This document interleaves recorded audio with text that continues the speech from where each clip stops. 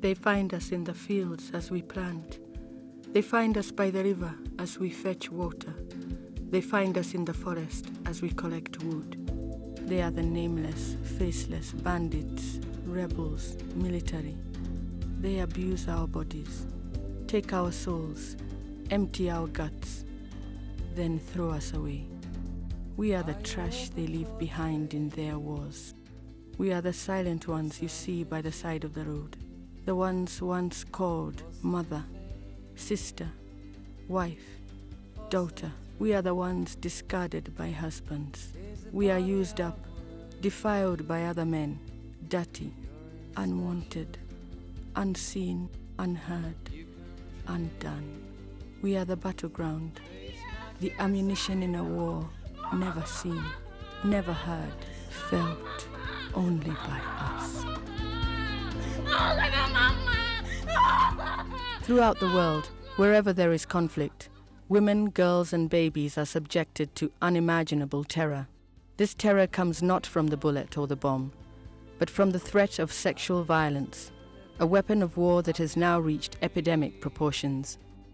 According to the World Health Organization, gender-based violence accounts for more death and disability among women between 15 and 44 years old than the combined effects of cancer, malaria, traffic injuries, and war.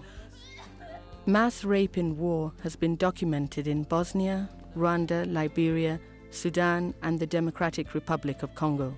However, rape and other forms of gender-based violence have not been getting the public and humanitarian attention they deserve. Gender-based violence is a new area of interest or programming in humanitarian settings. Whilst everyone working in the field is extremely happy to see that happening, we would like to make sure it remains on the agenda and that it's not just seen as a popular or a significant topic for a short period of time that loses attention and loses funding and loses the impetus.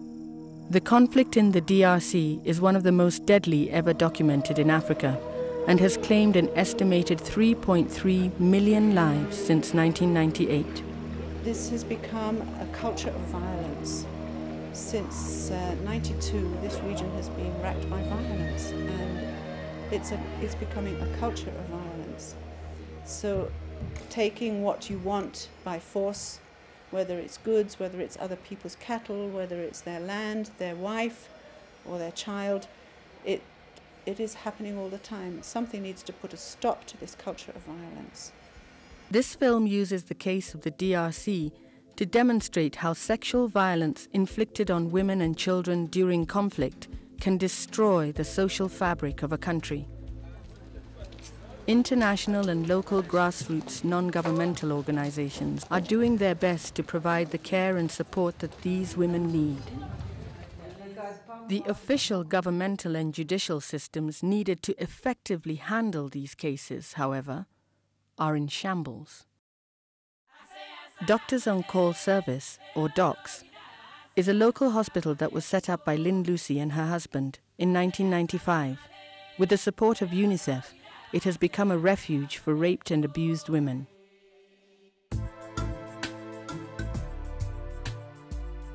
We started the program to assist women victims of violence 18 months ago. When we read the report from Human Rights Watch and realized how vast the problem is, we looked for ways to go out and find the women, to give them support, counseling, first aid, and then only the most serious cases are referred in to DOCS. Many of the women who arrive are suffering from a debilitating incontinence caused by a fistula, a tear between the rectum and the vaginal wall, resulting from brutal gang rapes and genital torture. Not only does the fistula affect their ability to walk, but the smell and the humiliation it causes can be far harder to deal with. They come to us in a very, very bad condition. Sometimes they will come down in a bus, maybe 13 of them together. And even for those of us who are used to these women, it's very difficult to approach them because of the smell. So once they are in DOCS, then they learn how to keep themselves clean. And the older patients, the ones who've been here a while, can help the younger ones to deal with their problem. On arrival at docks, the women are immediately screened for sexually transmitted infections. Antiretroviral drugs that reduce the risk of contracting HIV/AIDS must be taken within 72 hours of sexual intercourse. However, most patients have had to walk for at least 4 days to reach the hospital, and they are often too late. When it's time to leave docks, many women have not only recovered physically, but they have also learned new skills to take away with them. It's really satisfying to see the woman who leaves. When she came, she signed with her thumb, and when she leaves, she signs for her money by writing her name with a pen.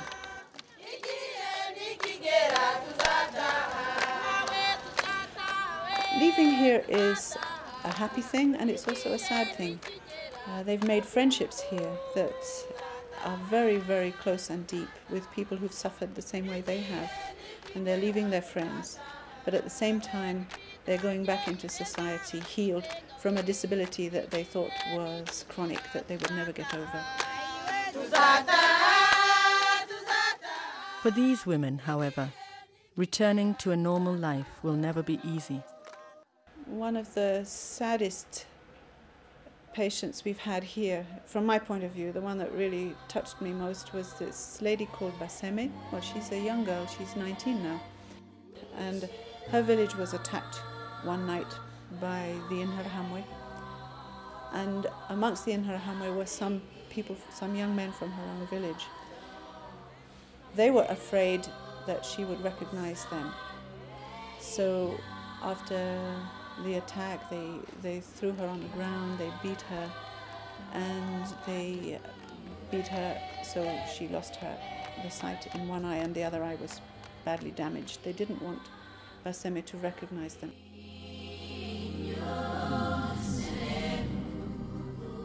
Such devastating physical disabilities can change women's lives forever. In addition, there is a form of psychological trauma caused by the rejection from their husbands and their communities that can be the hardest part of all to deal with.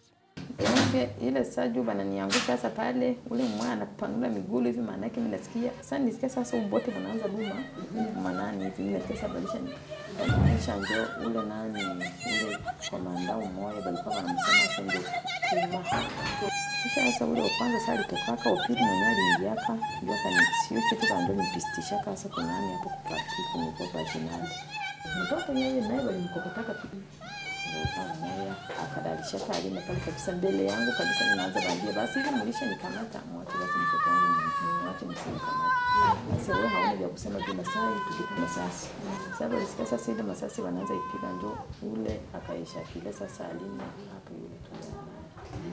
For Marie Donatienne, life will never be the same again. Her husband blamed her for what happened and has recently cast her out of their home, leaving her financially destitute and with their 6 children to raise on her own.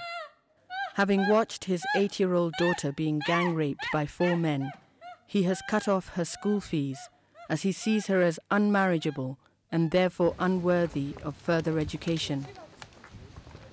After her ordeal, Marie was determined to move on. She and other NGO activists took a petition to the local governor in Goma, asking him to take action to stop violence against women. Unfortunately, the reaction from the governor was not quite what they had hoped for. He blames the Rwandan militia, the Interahamwe, for nearly all the sexual atrocities in his region. Mais je dois vous souligner qu'en tout cas, le gros 90, même 99% des exactions qui sont commises à l'endroit de ces populations sont plus commis par les ex-phares, les Interahamwe, des gens qui ont fait le génocide au Rwanda, des gens qui semblent être désespérés, qui ne sont là que pour continuer à perpétrer tous ces actes de vandalisme. With no system in place to monitor these crimes, the culprits are rarely caught. And with each military group blaming the others, responsibility for the violence is never accepted. Even with countless allegations against them, these captured members of the Interahamwe continue to place the blame elsewhere. Hakaba rero hari regoroma igenga icyo gisirikare twabagamo cya FDLR ko umuntu ufashwe umugore bamuhanisha igihano cyo kumwica. Ubwo abantu rero bafata abagore n'abahita bigumura bakava muri abo basirikare bakajya ku ruhande, ubwo nibo bakora ibyo bikorwa ahari bibageraho. Niko ngewe nanzimaze. Indeed, why would the culprits accept responsibility for their crimes when the judicial system is in tatters? Pour le cas de viol, on nous a déjà interdit de mettre en liberté provisoire. Mais quand vous connaissez la situation du pays et on n'est pas payé, parfois il y a des magistrats qui acceptent l'argent pour mettre en liberté. Although numerous attempts have been made to prosecute rapists, the locals know of only one man who has ever been convicted in the DRC. Some grassroots NGOs assist rape victims in practical ways. Seeking justice alone does not put food on the table, but learning a marketable trade does. La plupart des victimes que nous recevons sont issues des familles pauvres. Et maintenant, après les soins, nous, on se demande, on laisse la victime rentrer chez elle, et étant donné que nos communautés ne le considèrent plus, et nous avons estimé que c'était vraiment important à ce qu'elles apprennent le métier. Maintenant, à rentrer chez elles, elles peuvent au moins gagner quelque chose pour la survie. For some women, their bodies will heal, and maybe one day the psychological damage of their ordeals will gradually fade. This girl was forced to become a sex slave for a rebel army group for 2 years. For her, such hope is impossible. Kule na kwa tu kukamata na kinguvu. Hata na kama kuna bibi yako mzuri sana, ni wanakufungia kumuti, wanakunyang'anya mwanamke. Vile ndio vinakuwa kule. Na mimi vile ndio walinikamata. Elizabeth is now 17 years old. For the time being, she has found shelter with a local NGO for rescued child soldiers. But one day she will have to leave and will be forced to struggle alone to bring up her daughter, who is the product of her years of sexual slavery. Maisha yangu mie sijegi mimi ziwazi. Juu kwetu tena leo hii ni vita.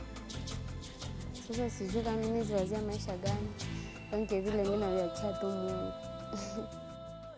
Unfortunately, I don't think the problem is reduced in any way. Despite all the publicity it has received, despite all the money being thrown at the problem is not getting smaller. It seems to me to be getting bigger, precisely because there's a lot of publicity, and all the publicity says there's impunity, there's impunity. So there is nothing to frighten people who might have had the idea of perpetrating a crime, and now they know that they can do this without ever paying any consequences. And particularly I see a big increase in the number of little children here in Goma who are being raped, and that has absolutely nothing to do with the war.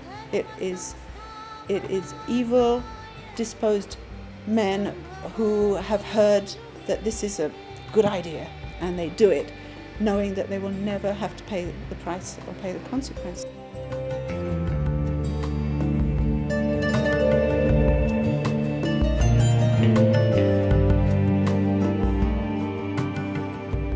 Nikasikia mtoto analia, nikakuya, nikamkuta, eko nalala naye kukitanda. Mtoto njoo alilumiaka akamtogola kale keko mbele saka alia hivi. According to a 2004 study by the Pole Institute, 83% of the rapes in Goma are carried out by armed men. Although this army officer accepted that it was a problem caused by the military, he explained that the acts happened in areas outside the town, which he claims are harder to control. Nous sommes obligés souvent de nous déplacer, aller à l'intérieur. Cela ne se fait pas souvent parce que nous n'avons pas tellement de moyens. But even if resources were made available, does he believe that there is any way of stopping sexual violence during conflict? Non. Non, je ne pense pas. Tant qu'il y a la guerre, il y aura toujours des violences sexuelles. In the DRC, a culture of impunity is left to fester, as justice for these crimes against women is virtually non-existent. However, in the similarly war-torn country of Liberia, women are fighting back.